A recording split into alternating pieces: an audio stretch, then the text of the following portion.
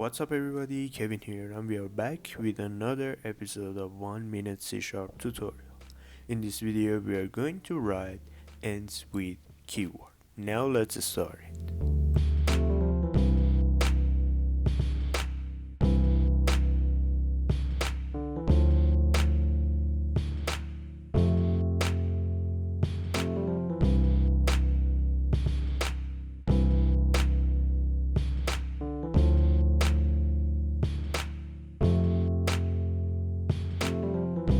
And that's it for this video, guys.